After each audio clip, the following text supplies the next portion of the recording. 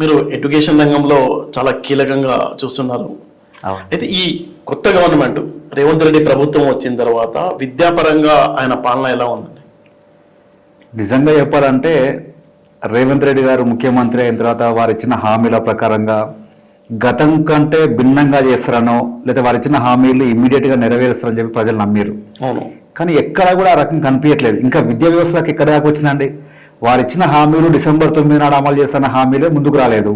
రైతు రుణమాఫీలే అమలు కాలేదు. మహాలక్ష్మిలో అమలు కాలేదు.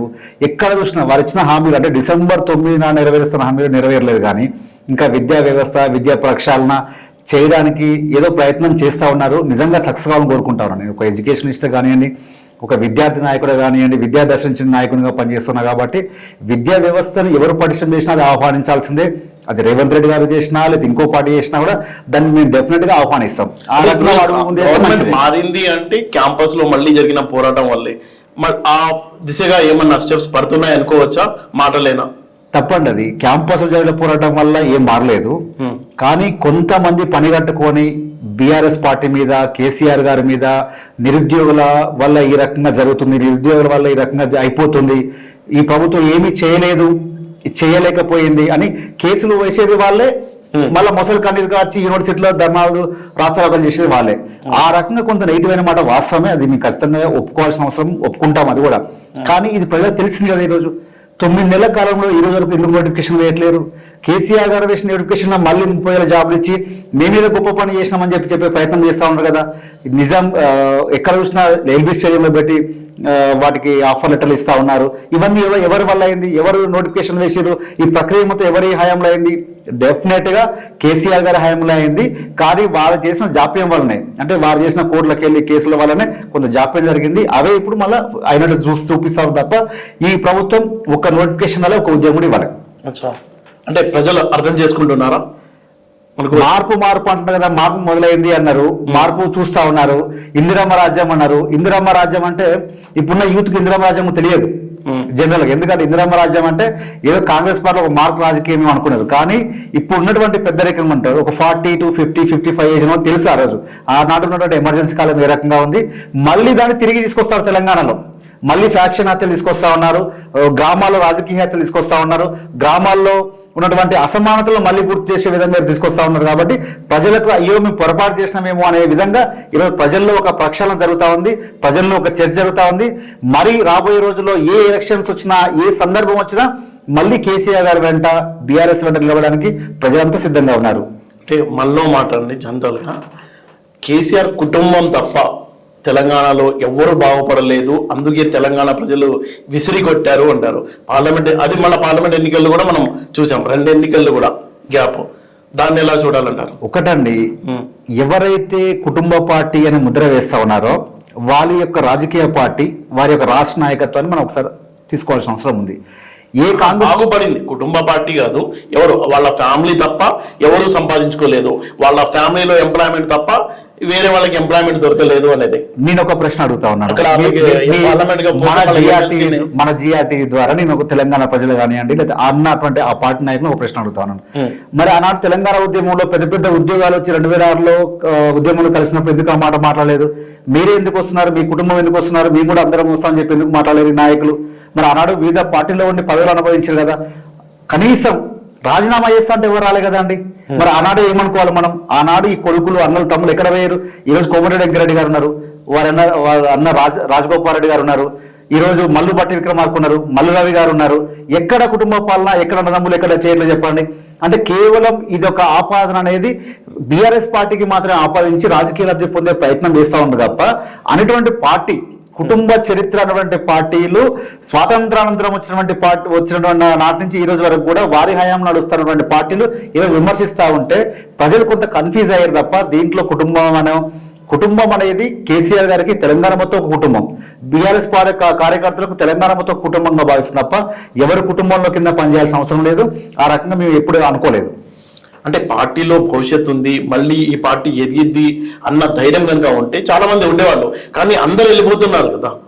ఎక్కడ Maximum వెళ్ళిపోతున్నారు కదా. లేదు ఫజల్ గారు, ఇప్పుడు పోయిన నాయకత్వానికి ఏ రకంగా కేకే లాంటి వాళ్ళే వెళ్ళిపోయారు టాటా చెప్పేసి. కేకే లాంటి వాళ్ళే వెళ్ళిపోతారు. కేకే లాంటి వాళ్ళే వెళ్ళిపోయారు కాదు, కేకే లాంటి వాళ్ళే వెళ్ళిపోతారు. అచ్చా. నిజమైన నికార్స్ అయినటువంటి నాయకత్వం ఇక్కడ వెళ్ళిపోదు. నిజమైన నికార్స్ అయినటువంటి కార్యకర్తలు ఇక్కడ వెళ్ళిపోరు. ఈరోజు అండగా నిలబడతా ఉన్నారు. ప్రభుత్వం పడిపోయినప్పటికీ కూడా ఈరోజు ధర్నాల విషయంలో కానివ్వండి, ప్రభుత్వాలు ఆదుకునే విషయంలో కానివ్వండి, అంతెందుకు ప్రభుత్వంలో లేకపోయినా సరే, ఖమ్మంలో వరదలైనా సరే, వరంగల్లో వరదలైనా సరే, ఈరోజు మా నాయకత్వం ముందుండి పనిచేస్తా ఉంది. మేము రాజకీయం చేయట్లేదు, వాళ్ళకి ఆహారం అందిస్తా ఉన్నాం, వాటర్ బాటిల్ అందిస్తా ఉన్నాం. మా నాయకత్వం నాయకులు వెళ్ళి అక్కడికి వెళ్ళి ఖమ్మంలో వరంగల్లో పనిచేస్తా ఉంటే మా మీద తిరిగి కాంగ్రెస్ నాయకులు, కాంగ్రెస్ కార్యకర్తలు, కాంగ్రెస్ లేకపోతే వారు చెందినటువంటి కొంత గుండాలనవచ్చు, దాని తప్పేం లేదు. ఎందుకంటే వారు మా మీద తిరిగి మా కార్ల మీద ఒక సహాయం చేయడానికి ముందుకు పోతే మా మీద దాడులు చేయడం ఏంటంటే ఇంతకంటే ఎక్కువ అన్యాయం కావాలా? పైగా ఒక ముఖ్యమంత్రి స్థాయి వ్యక్తి జిల్లా స్థాయిలో ఒక ప్రెస్ మీట్ పెట్టి మాజీ మంత్రి కబ్జాల వల్లనో దాని వల్లనో ఈరోజు వరదలు వస్తుందని చెప్పి మాట్లాడడం ఎంత దురదృష్టకరం. వారికి ఎంత అవగాహన రాహిత్యం ఉంది ఈరోజు. అంటే ఈ రోజు మాట్లాడాల్సిన మాటలు ఏ రకంగా ఉన్నాయి, ఎవరిని ఆదుకోవాలి, ఎవరికి సహాయ చర్యలు అందించాలి, ఎవరికి కనీసం అన్నం లేనటువంటి పరిస్థితిలో ఎవరిని మనం ఆదుకోవాలన్న పరిస్థితిలో మాజీ మంత్రి వాళ్ళు వారి మిన్నో లేదా ప్రతిపక్ష నేత కేసీఆర్ గారు రావట్లేదనో ఈ రకంగా తప్పించుకునే ప్రయత్నం చేస్తూ ఉన్నారు. కానీ తెలంగాణ సమాజం చాలా చైతన్యవంతమైనది, తెలంగాణ జర్నలిస్టులు కానీ తెలంగాణ మీడియా కానీ చాలా చైతన్యవంతమైనది. కానీ ఇట్లాంటి మాటలు నమ్మే పరిస్థితిలో తెలంగాణ సమాజం లేదు. అంటే రాళ్లతో దాడి చేయడాన్ని ఎలా చూస్తారు ఖమ్మం జిల్లా? ఖచ్చితంగా ఖండిస్తాము. మాదైన రోజుల్లో దానికి ఏ రకంగా చేయాలో మాకు కూడా తెలుసు. మా నాయకత్వం అనేది రాళ్ల కోసము, రాళ్ల దెబ్బల కోసం భయపడితే ఆనాడు మానుకోట్లను ఆగిపోతుంది బీఆర్ఎస్ పార్టీ. ఆనాడు టీఆర్ఎస్ పార్టీ రాళ్ల దెబ్బలకి ఆగిపోతే మానుకోట్లను ఆగిపోయేది కదా, లేకపోతే ట్యాంక్ బండ్ మిలియన్ మార్చి మీద ఆగిపోయేది కదా. రాళ్ల దెబ్బలకు, లాఠీ దెబ్బలకు, రబ్బర్ తూటాలకు భయపడినట్లయితే ఈరోజు ఈ పరిస్థితి వచ్చేది కాదు, తెలంగాణ రాష్ట్రం ఏర్పడేది కాదు. కాబట్టి ఏది ఏమైనప్పటికీ కూడా ఇవన్నీ అదుకునే శక్తి మాకుంది. మాకున్నటువంటి ధైర్యం కేసీఆర్ గారు, కేటీఆర్ గారు ఉన్నటువంటి ధైర్యం, వారు నింపినటువంటి మార్గం, ఆ మార్గంలో ముందుకు పోతాం. తెలంగాణ సమాజానికి ఎట్టి పరిస్థితి అన్యాయం జరగనీయం. అది ఎంతకైనా సరే తెగించి కొట్లాడి తెలంగాణ సమాజానికి మంచి జరిగే విధంత వరకు మేము ఖచ్చితంగా కొట్లాడతాం. ఇప్పుడు బీజేపీలో త్వరలో మెర్జ్ కాబోతుంది, కొంతమందిని తీసుకుని కేటీఆర్ గారు ఢిల్లీ వెళ్ళబోతున్నారు అనే ప్రచారం అయితే బాగా జరుగుతుంది. దీన్ని ఎలా చూడాలంటారు? భయం అండి, కాంగ్రెస్ పార్టీకి ఇంకా భయం పోలే. ఇంకా వాళ్ళు అధికారంలో అని చెప్పి వాళ్ళు అనుకోవట్లేరు. వాళ్ళు ఇంకా ప్రతిపక్ష పార్టీలు అనుకుంటున్నారు, మేమే అధికారంలో అనుకుంటున్నారు. వాళ్ళు ఇప్పటికి కూడా ఏం చేస్తాం అనుకోనియండి.